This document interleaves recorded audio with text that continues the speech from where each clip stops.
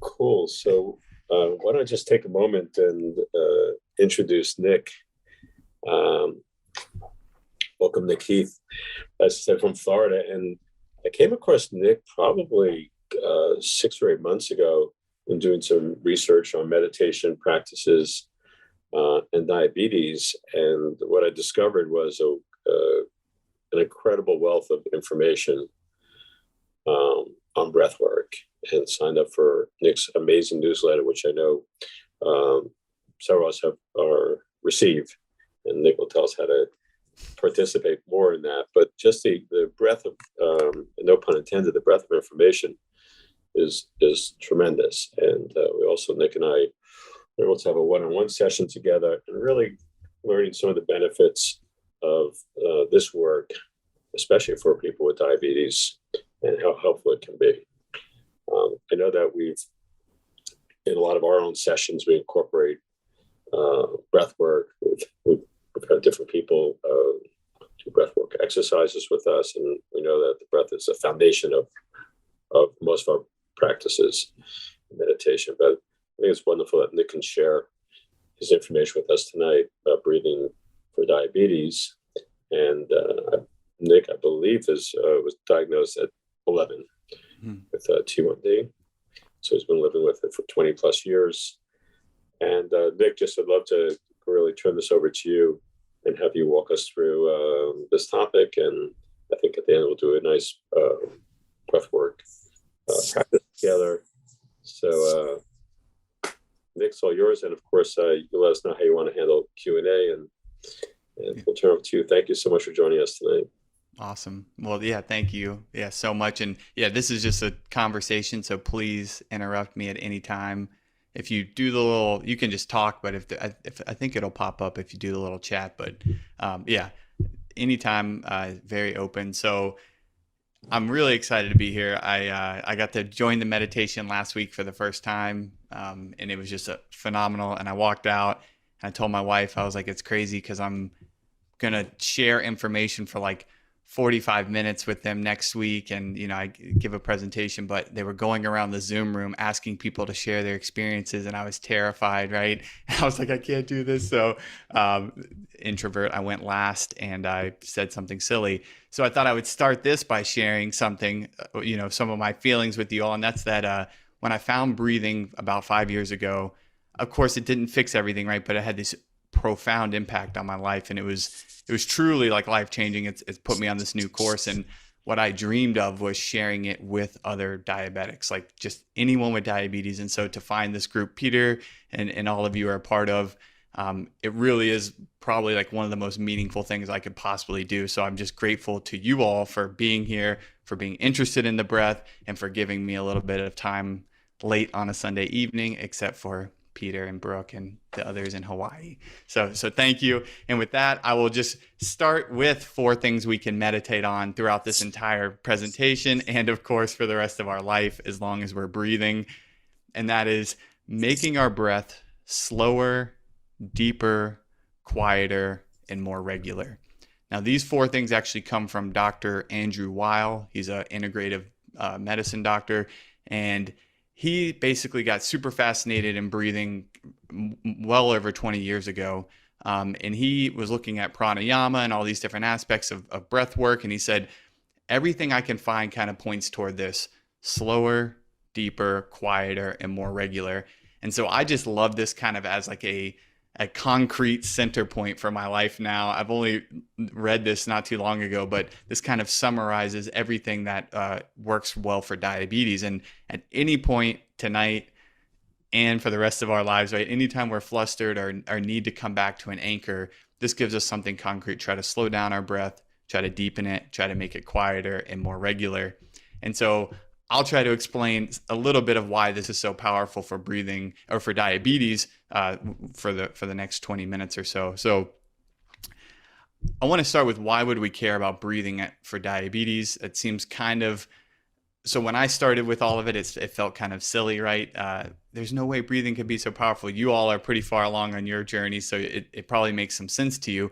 But the big, huge reason why we care about this is that breath, and Peter was kind of alluding to this, it is life, right? And Larry Rosenberg says it beautifully. He says, when we focus on the breath, we're focusing on the life force. To contemplate breathing is to contemplate life itself. And so if we're going to talk about doing anything for our health and our wellness, we have to start at the foundation of what breath is, and it's our life force. It's everything. And I've been studying this stuff for about 5 years. It was only like a year ago that it hit me like, oh, breath is life. I almost felt like a stoner or something, because you feel like, oh, breath is life. And so now I feel crazy sharing it. But at some point, maybe it'll hit you too, just how powerful that statement really is, that when we look at the breath, we are looking at our life. So that's the meta big picture idea of why we would care about breathing at all.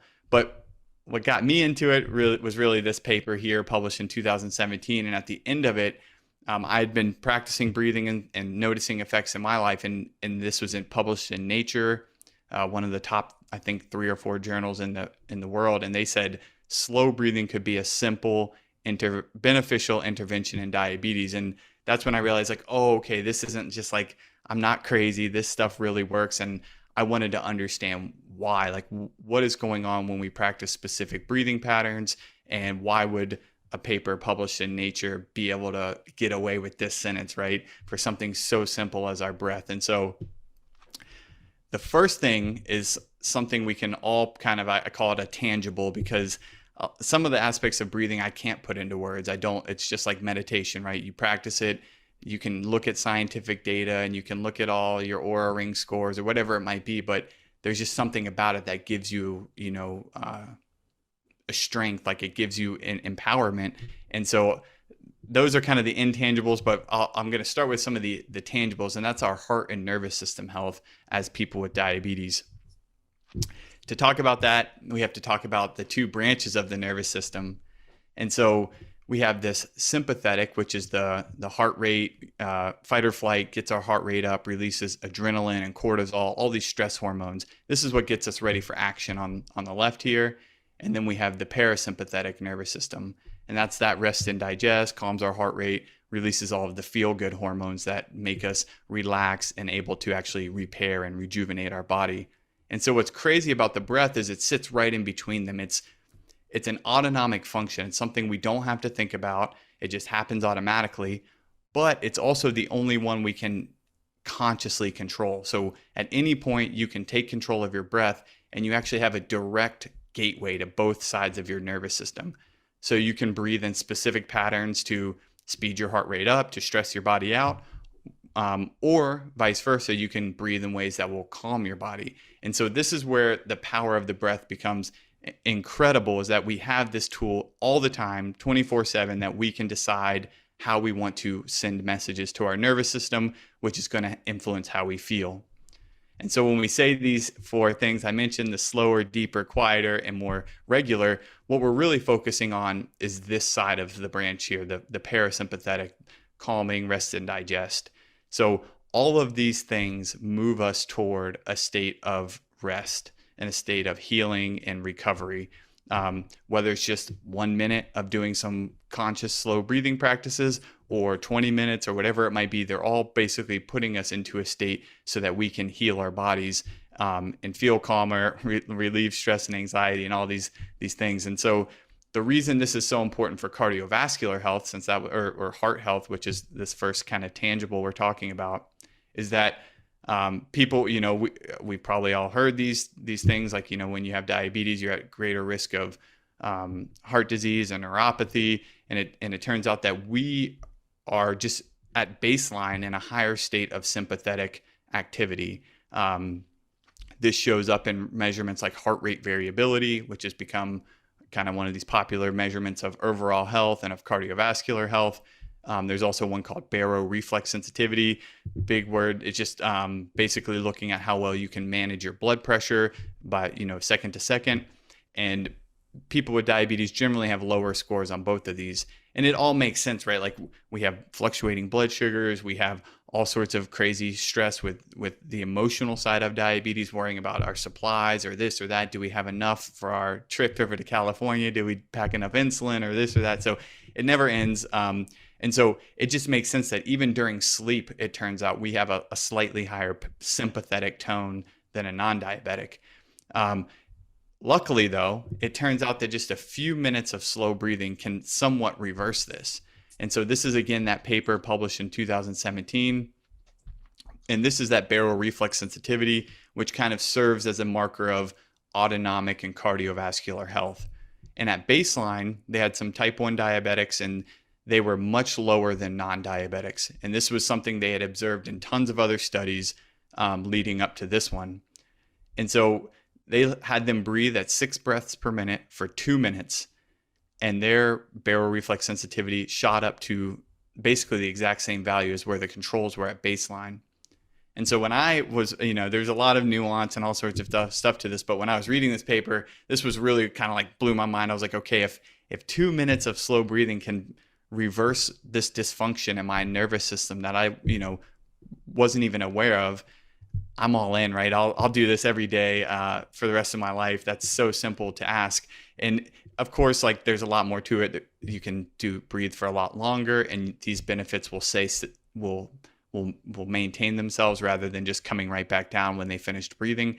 But so this was a really powerful finding for me to see, okay, we can reverse our autonomic dysfunction in 2 minutes. They also showed heart rate variability go up. Here you see the starting point, which is this baseline number for the people with diabetes, is still less than the controls, and this was statistically significant. But in any case, just seeing it ramp up after the 2 minutes of slow breathing, again, what the authors were saying is that this is super powerful stuff because it's showing that we still have that capability. It's not that like the disease has taken away our ability to modulate our nervous system. It's just that we might need to exercise a little bit more. We might need to practice some slow breathing or physical exercise or meditation, anything we can to basically put this to work and increase our heart rate variability when we need to. And why this finding is especially important. So going from basically a low baseline value of heart rate variability and then being able to increase it with just a couple minutes of slow breathing is because this is kind of an intangible. Heart rate variability shows promise as this kind of index of resiliency. And I just think this is so important because this is something I've noticed in my own life. And I think many of you probably have with meditation.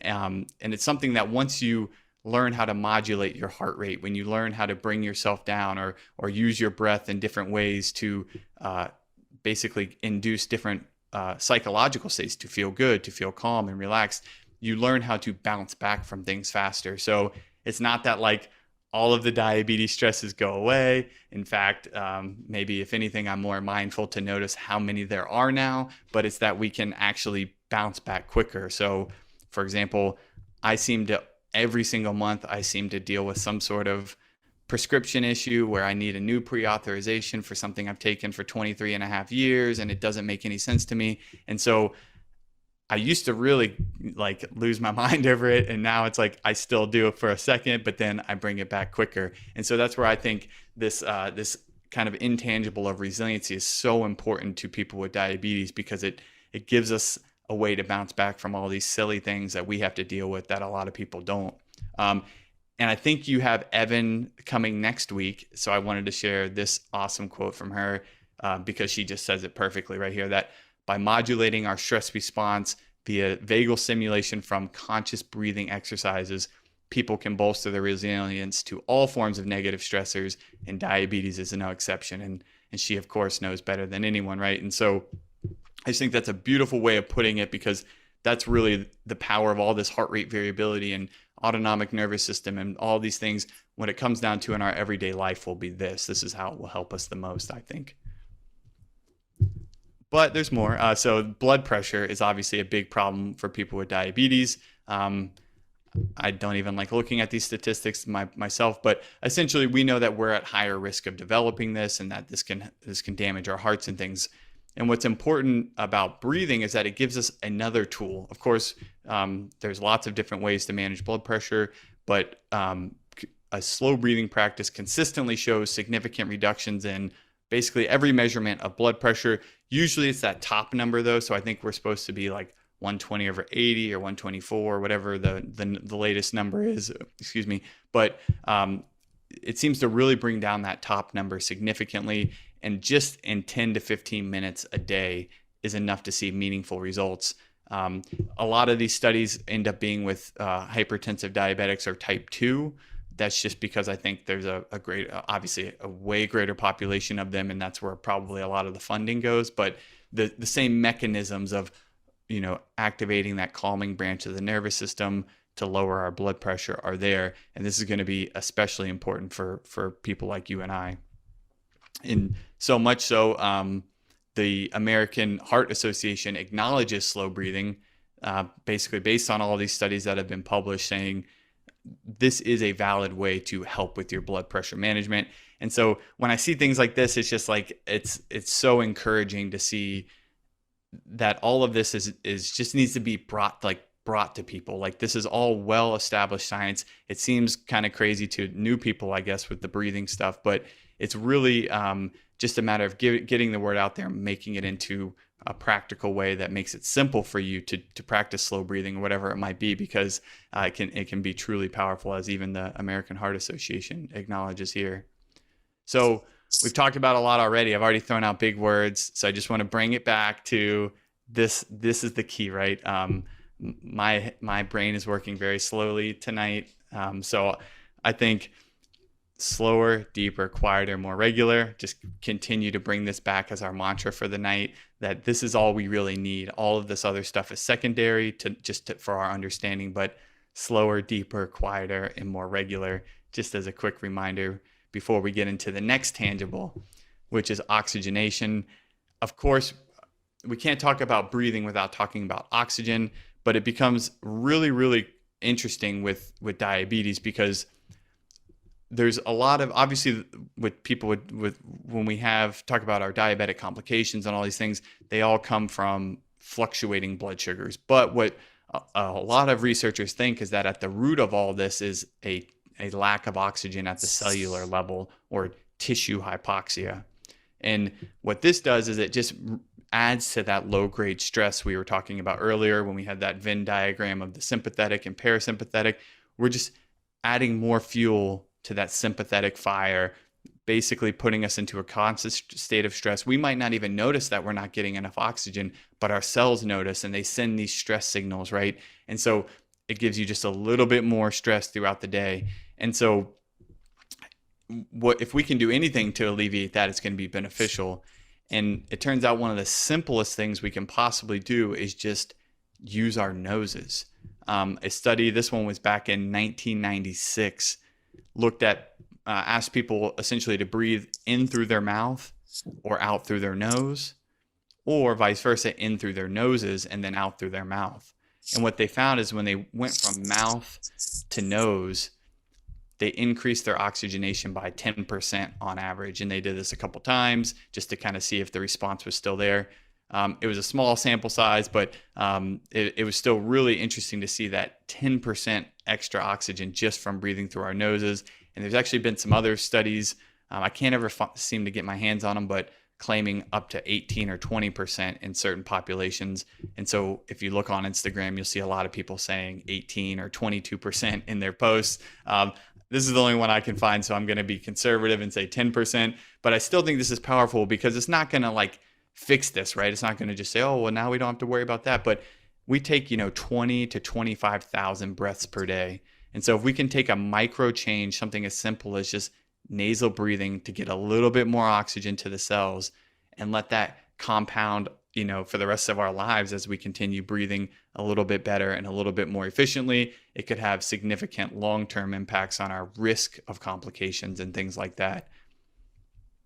But also, so it's not just the nose. So the nose is a big one. But when we go back to our little mantra for the day, slower, deeper, quieter, more regular, we also match the blood and air in our lungs better. So this is a nice little picture from Patrick McCown, one of my mentors, who wrote the book, The Oxygen Advantage.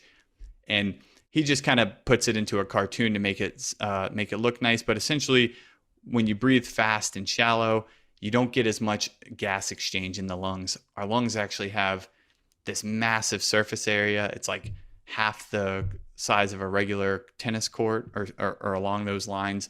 And so we want to maximize that surface area in our lungs right here. And when you breathe deeply and slowly, it tends to do that. And so the graph on the right is just a numbers representation of this plot, again, from that same paper, showing that at baseline, people with diabetes had lower oxygen saturation, but just 2 minutes of the slow breathing significantly increased it. And so seems like, it's just a super simple and powerful thing that bringing the air a little deeper into your lungs helps with gas exchange. All right. So we talked about heart health and blood pressure and oxygenation. So here's a little bit less tangible. And this is where I think, of course, it's more powerful, right? Is stress, anxiety, and quality of life. And we've kind of already touched on that with the resiliency aspect, but I'm not even going to put, again, these are things I learned that always depress me. In any case, the positive thing here is that, of course, we deal with a lot more stressors.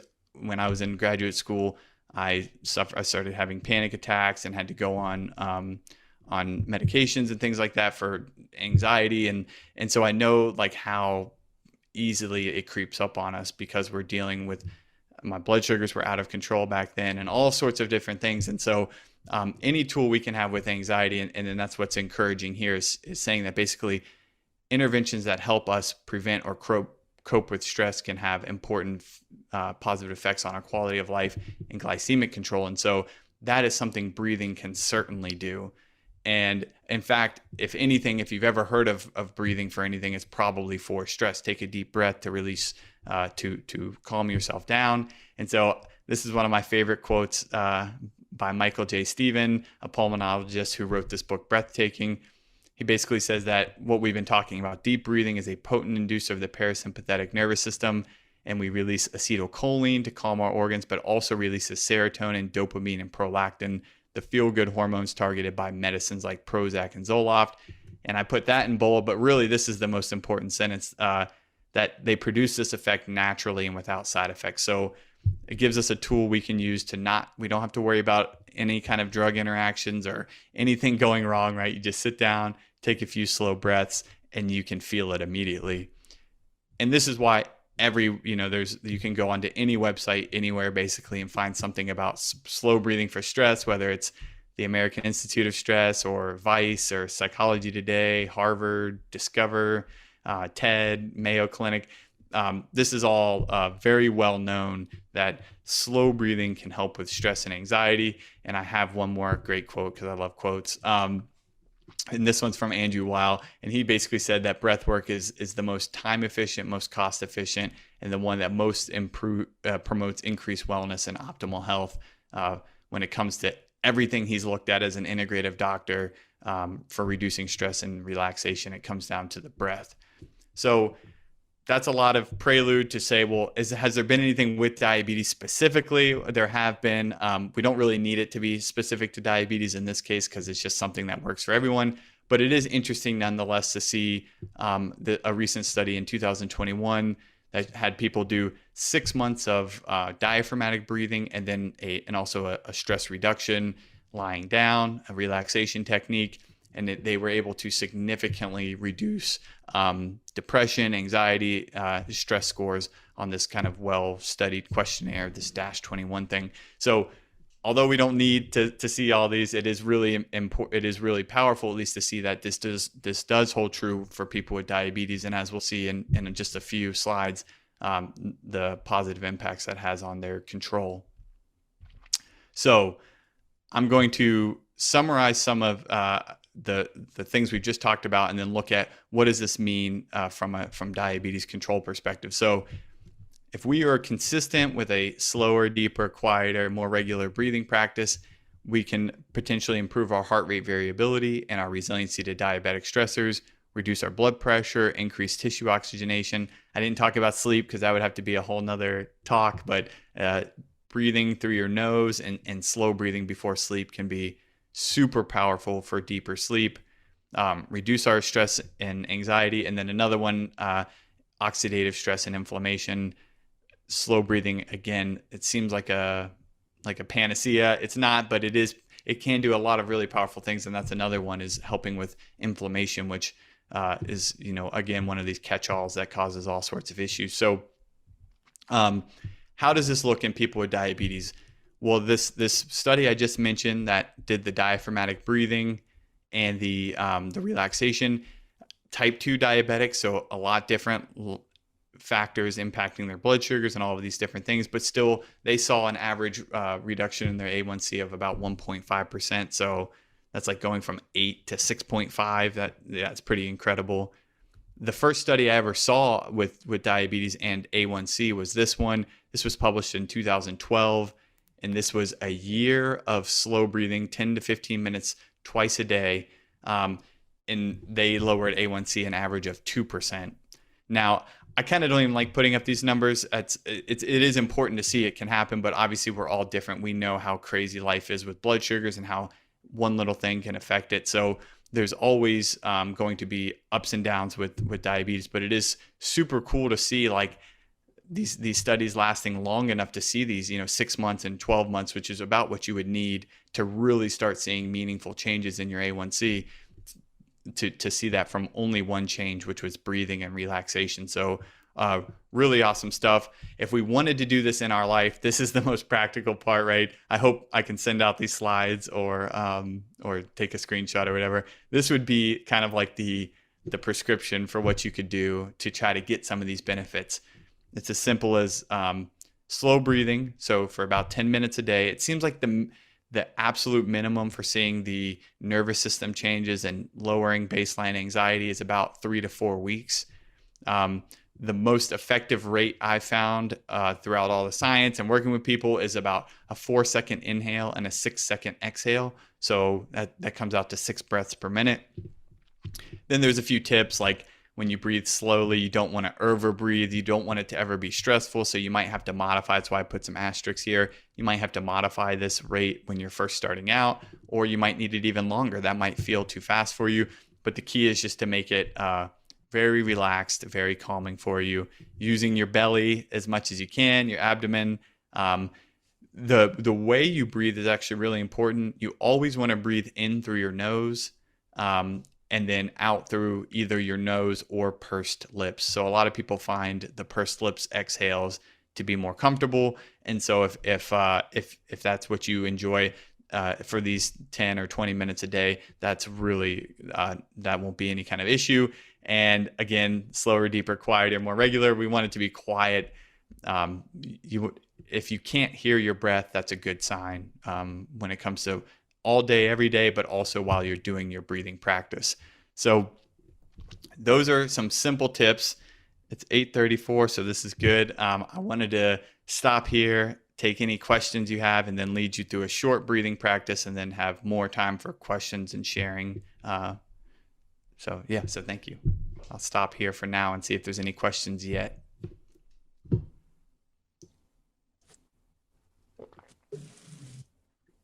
Brooke, why don't you kick us off? Did you have a question, or there was just a applause for Nick? Just applause for Nick. Thank you. That was such a thorough and also like very relevant and easy to understand overview of all of the research and the science on how breathing can affect us, both in body and mind and spirit. Thank you. So Nick, I'll have a question, because I think you just mentioned it. The idea of inhaling through the nose, but exhaling either through the mouth, pursed lips, or nasally. And I'm just curious if there's a preference, or does one provide better results than the other, or with the exhale? If you could do it in and out the nose, because that's typically how we breathe for a lot of the meditation that we do. And I think that's the most natural, would be in and out through the nose. And there's some benefits to that. Your nose retains more moisture. So you actually lose like 42% more moisture when you breathe out through your mouth. So if you want to stay hydrated, in and out through the nose. Also, your nose captures a bunch of stuff. We have these turbinates, we have the mucus linings, and basically it's there all to capture particles. And so if you exhale back through your nose, you can kind of push some of those trapped particles back out of your out of your, nasal passages. Now, with mouth exhales, though, it's interesting because most people find them way more like relaxing. So if you breathe in and then go like a audible pursed lips exhale, people seem to find that very calming. And I think it's a little bit of the noise, a little bit of the vibration. And then it also really helps for people who are new to extending their exhale. So if you've never really practiced any type of meditation or breathing, and someone tells you to exhale for 4 seconds, or 6 seconds, I'm sorry, you might, when you exhale through your nose, there seems to be a tendency to dump a lot right at the beginning, and then you are trying to force it and you can't really get the air out. Whereas when you use your mouth, it gives you a lot more control. So it's easier to extend the exhale. So my rules of thumb is like nasal breathing all the time, and then mouth exhales. If you enjoy it, do it during the slow breathing practice. And then, of course, during like exercise and stuff like that, it's okay. But those are my kind of rules of thumbs. Well, thanks.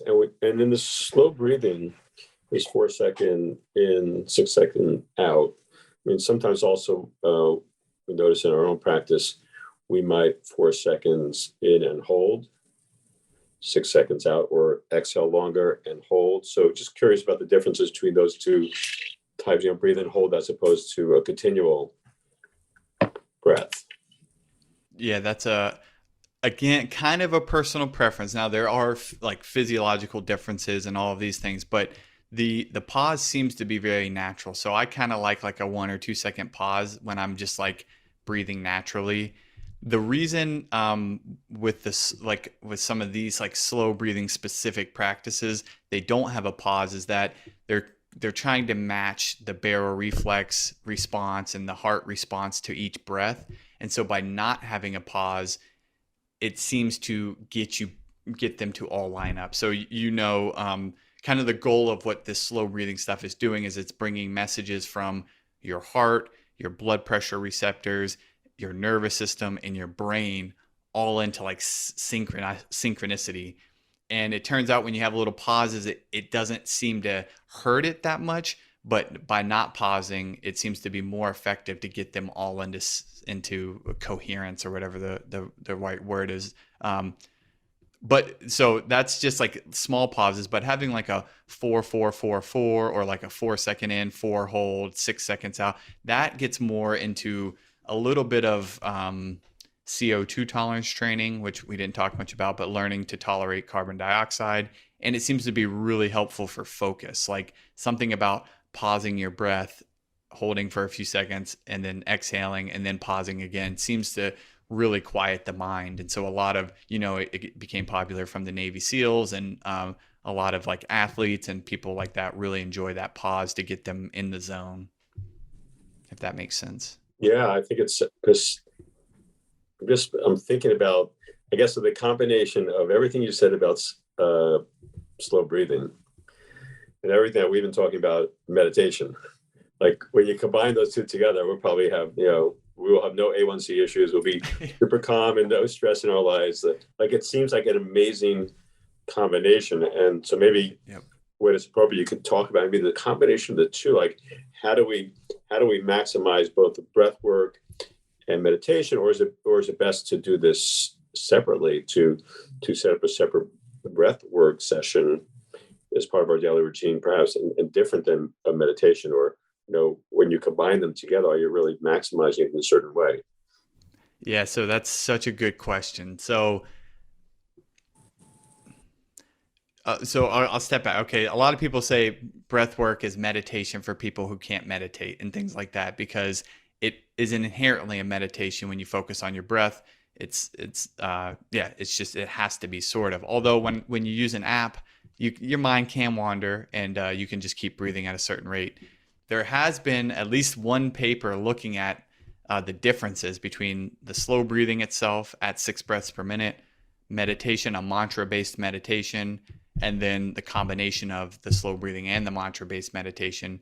And so there were separate benefits, and one of them was heart rate variability. So during the slow breathing, the heart rate variability went up, but during the meditation it didn't. And that was the main difference, is the modulating the heart. So what they did is, they had people basically do the mantra with the slow breathing. And that's something I've adopted in my own practice, just because I got lazy with my mind doing all this breath work. I realized that, I used to meditate a lot before I found breathing, and now I just do my breathing stuff. In any case, I think it would be amazing. It can work to combine the two. What I would say the most common approach, though, is to do the breathing first and then the meditation. So if you want to do them separate, but like still do both, you would do a few minutes of the breathing, and then that would set you up for your meditation to go a little deeper most of the time, because you're in that kind of relaxed but yet alert state. Yeah. So just one last question for me, and I'm happy to pass this on, because you just spoke about breath work before. So a lot of times we've also done in our practices, and I think you and I discussed this a little bit, alternative nostril breathing. Mm-hmm. And we've experienced doing that prior to meditation, how it really tends to set up the body for meditation, almost like yoga sets up the body for a shavasana. So do you agree with that in general? Is that an alternative nostril breathing different than what you've been talking about here with slow breathing, and how that's either helpful for meditation in calming the body? Certainly. So alternate nostril breathing, that's one of my favorites. I think we did talk about this on our little one-on-one chat, how big a fan I am of that one. And it does a lot of the same things. It lowers blood pressure, it lowers heart rate, increases heart rate variability, but it has a more, I guess it's focusing aspect on your mind. Like, it's been shown, there's some really interesting things with how it affects your brain, but like to enhance your retention of motor skills. So like, for example, they used like drawing a circle, but I'm trying to think of something a little more practical. But in any case, they had people draw circles within these certain limits with time and all these, and they could calculate their errors. And then when they did alternate nostril breathing after that, they retained their abilities like crazy significantly more than people who just did it and then left and then came back and did the test again.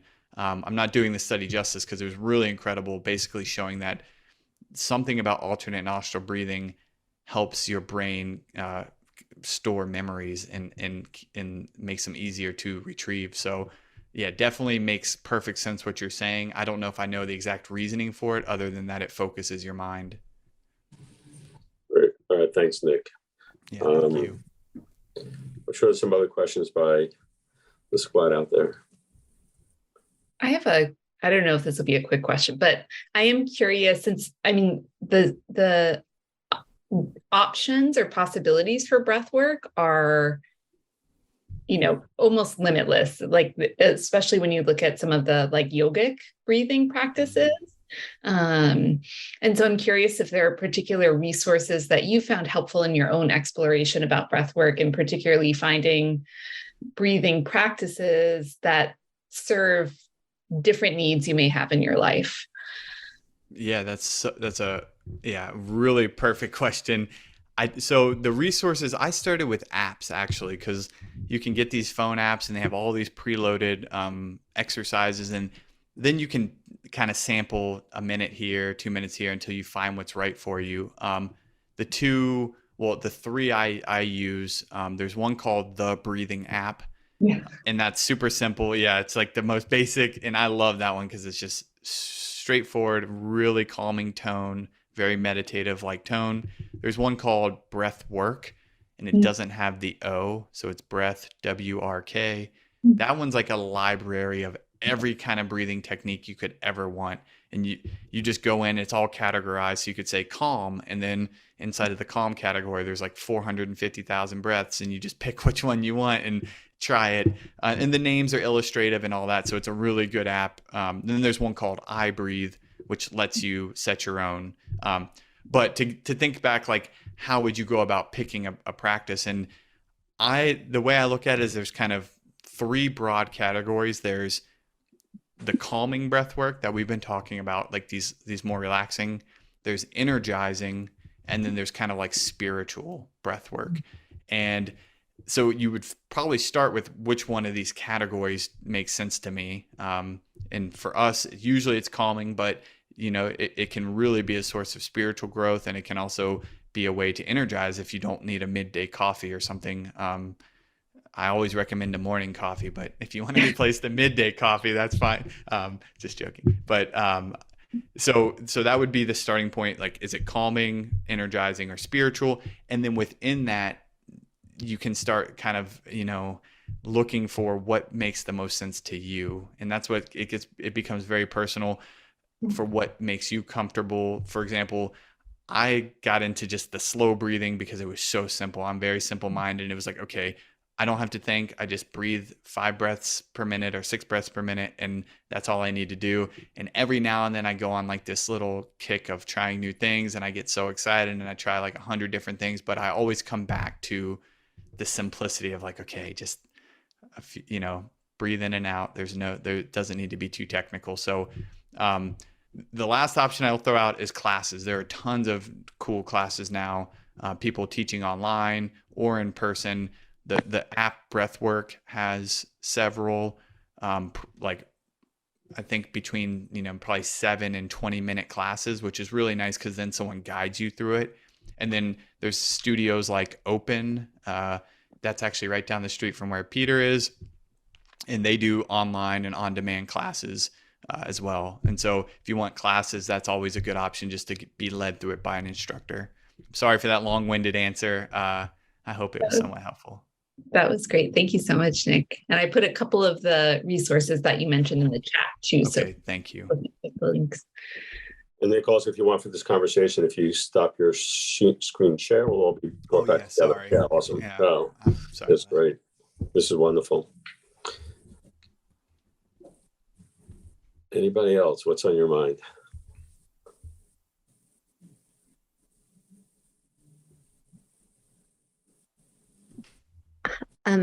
First, I want to say thank you. That was such a great presentation. Just really great information.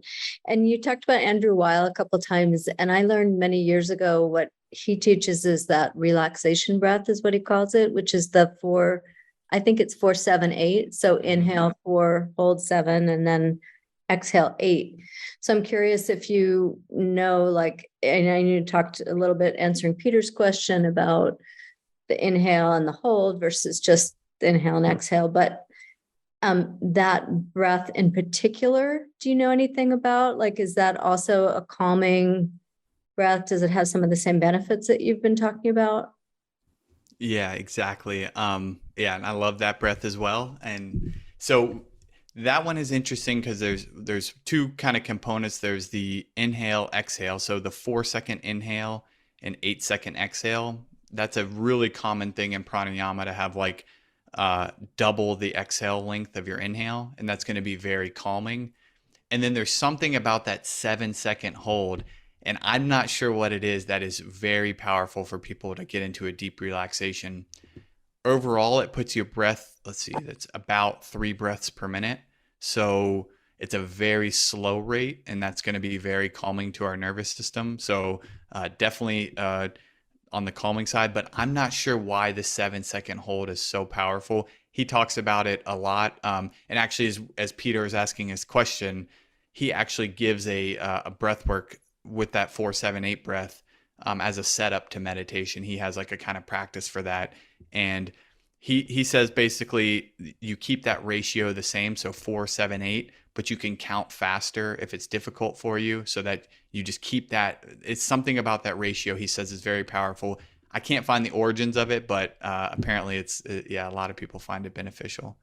And I do practice it quite a bit whenever, like, just a random nighttime session before bed. Thank you. Yep. Thank you.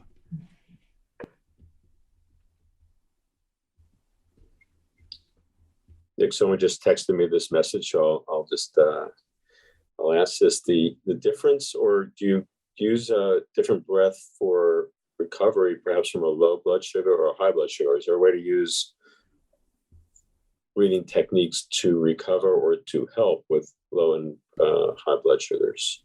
Yeah, it's a really good question.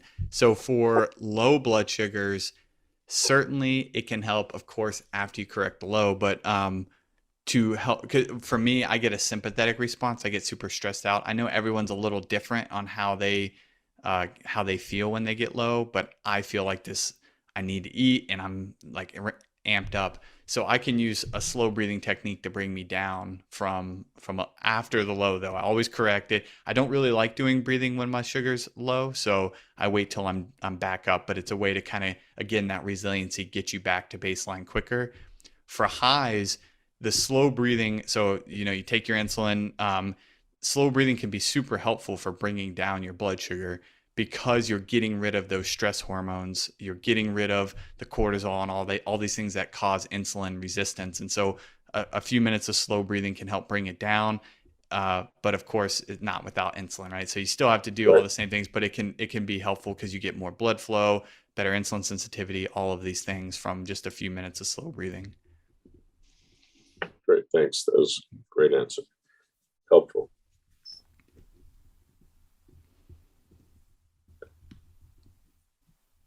Anything else before we get into a practice together?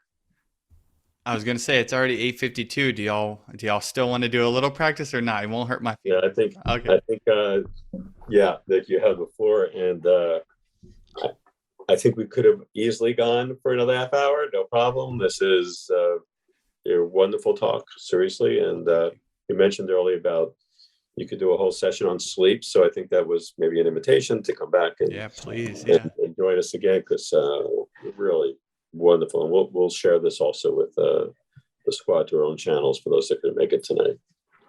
Wait, sorry, I thought you were going to say something about your newsletter. Oh, sure. If you'd like to sign up, thebreathingdiabetic.com and then /newsletter, I think, but you'll see it on the homepage. Appreciate it. Yeah, thebreathingdiabetic.com is Nick's website. Really, I was blown away because he does he does these weekly newsletters, I think for 3 years, if not longer, Nick, every week. It's like, doesn't miss a beat. I'm like, that's amazing. The amount of information, all different blog posts. So a wealth of information there. And I'll full disclaimer. Tomorrow I have because it's like this, it's a fun format, but I have a thought about nasal and mouth exhales. So it is not, I'm not calling you out, Peter. I'm just, it's something I get asked all the time in emails and things, is like, should I exhale through my nose or mouth? So I just basically wrote in there exactly what I told you. So I felt like I was prepping for this.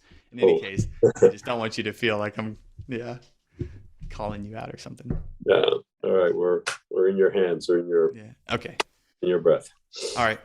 Well, well, I guess just like in meditation, get comfortable. Please, if you want to just focus on your breath, turn off your camera. Don't worry about being seen. But if not, it's great to see you all breathing. And so the first thing we're going to do is just, again, start to relax into our breath, just like any meditation session. Start to notice your breathing in and out through your nose.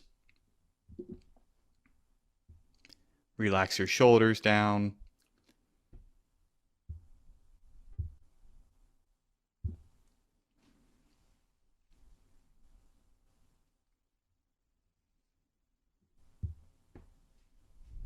And just begin to start making your breath slightly more regular.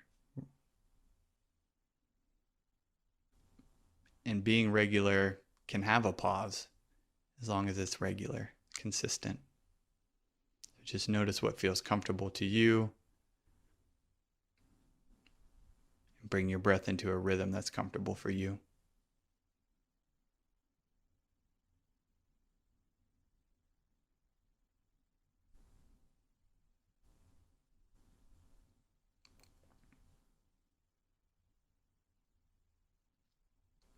And maintaining that rhythmic breathing, try to make your breath a little bit deeper. Bring your breath into your abdomen. Maybe noticing your belly going in and out with each breath.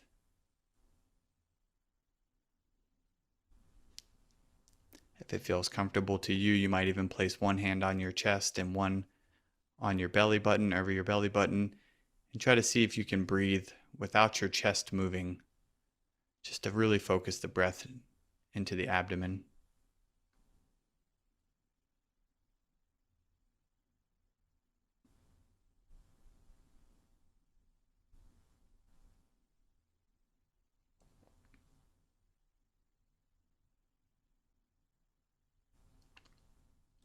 You can release your hands if you have them up, and maintaining that deeper breath. Now try to slow down your breathing. It probably has already naturally gotten slower just from making it deeper and more regular, but now try to just bring it down to a pace that's comfortable for you. There's no right or wrong. Just as slow as you can go without feeling stressed.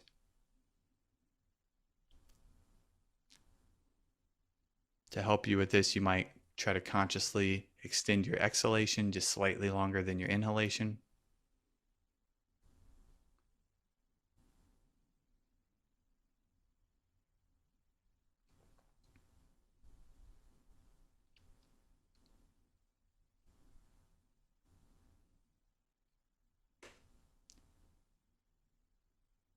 And finally, try to make your breath quiet. Now, you've probably noticed it's already pretty quiet, but try to make sure you can't even hear it internally.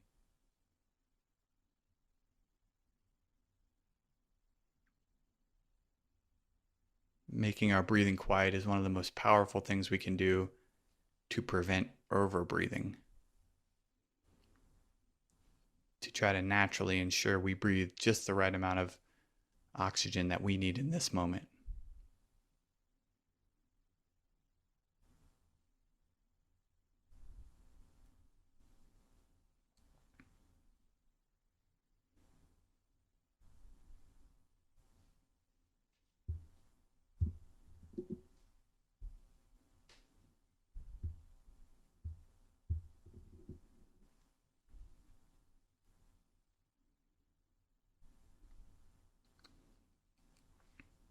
Maintaining that regular, quiet, deep, and slow breath. We're now going to be guided at 6 breaths per minute with a 4-second inhale and a 6-second exhale. We're going to use the breathing app, so some of you might recognize the tone, but I'll say inhale and exhale for the first couple, and then I'll let you enjoy it. So we'll begin. Inhale.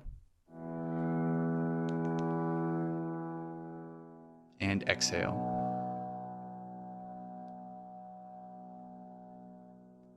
Inhale.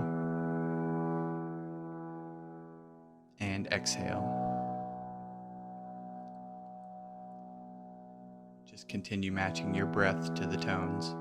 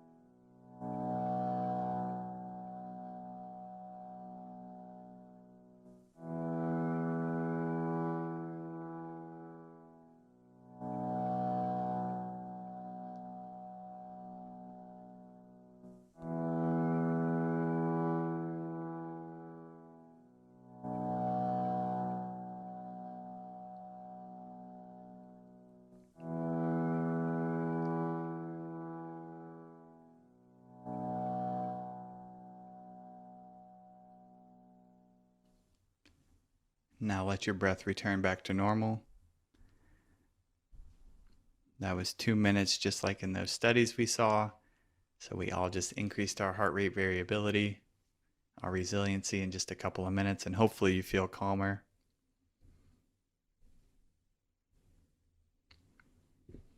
The next practice we'll do is alternate nostril breathing. So you might need to look at me if you're not familiar with this exercise. We'll do the Vishnu Mudra, meaning we'll bring our index and middle finger to the palm of our hand, and we'll be using our thumb and our right ring finger to block our nostrils.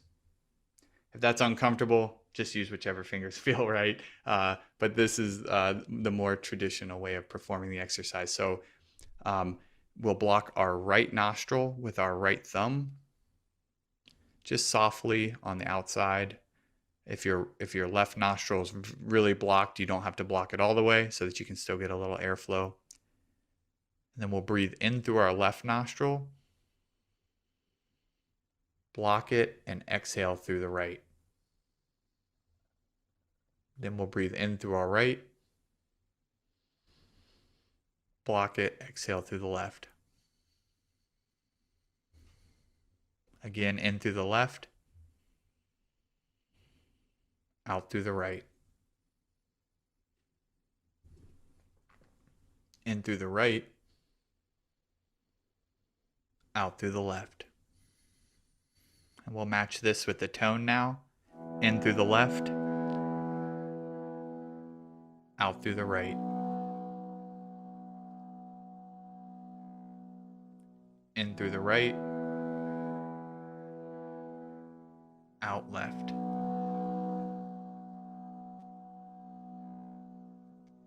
In left, out right.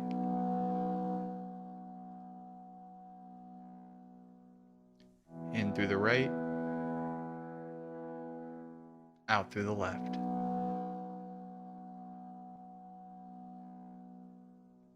In through the left, out through the right.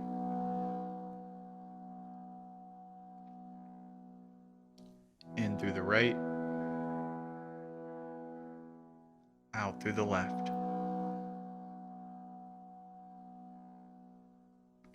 In left, out right.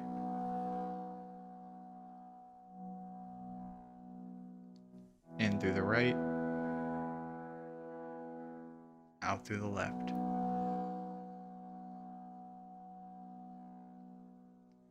In left,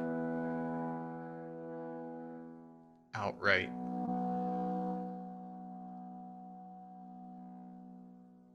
In through the right,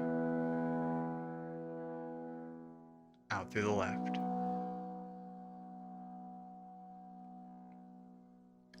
In through the left, out through the right.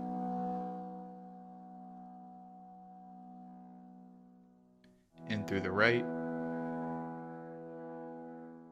out left.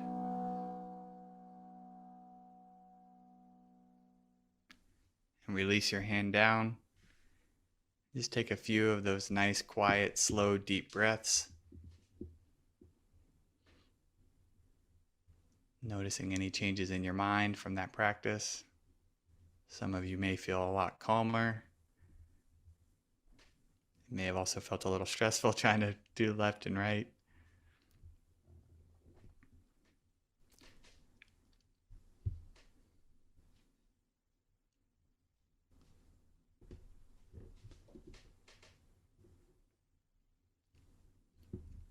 So the next practice we'll do is a humming breath. And this is just to give us one final relaxation breath before we just kind of chill out for a couple minutes. This one is fun to do with a mudra. So first I'll explain the breath. You inhale fully, and then you exhale with a high-pitched hum, sort of like the sound. So and you extend that as long as you can comfortably. So it's not a competition. You just want to be very relaxed when you do it. But to get the most benefits out of this, we'll do the Shanmuki Mudra, which looks like this. I'll demonstrate it. You take your pointer fingers and you place them over your eyes, your middle fingers on the bridge of your nose here, your ring fingers just below your nose, above your lip, and then your ring fingers below your bottom lip. And then you take your thumbs and you push the little flap of your ear down. And this just kind of keeps the sound in. So it looks like this. So you look really silly, but it's very, very relaxing and very calming. So we'll do this for just like a minute or so. I'll just keep a timer. You'll do as many as you can comfortably during this time. So again, just you take a full inhale. A full exhale. And the point of this is that we're symbolically closing off all of our senses, our eyesight, our hearing, our taste. And so by doing this, it's just a symbolic way of doing that from the ancient pranayama practices. So whenever you're ready, if you feel comfortable doing that, you don't have to, though. You can just do the long exhalation with the hum. So I'll begin the timer. And so just begin with a full breath and then a long exhalation humming at a high pitch. Just do as many of these as you comfortably can.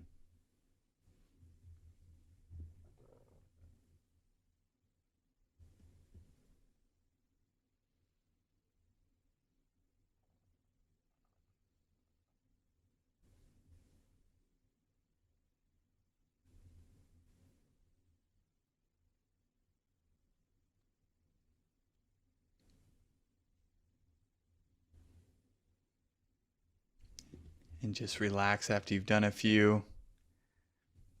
Hopefully you feel more relaxed. That one is one of my favorites for calming before sleep.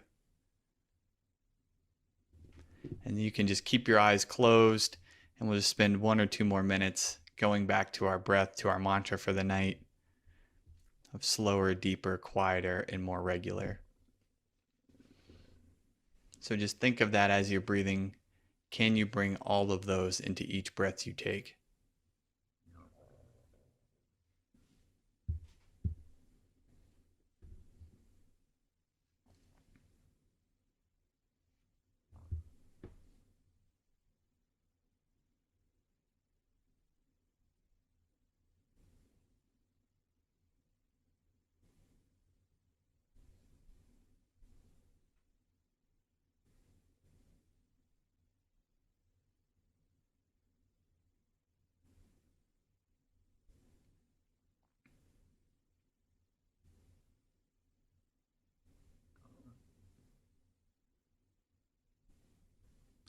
And now just pick your favorite of those 4 and focus on just that aspect of it for the next few seconds. For me, it's quiet, but for you, it might be deep or slow or just more regular.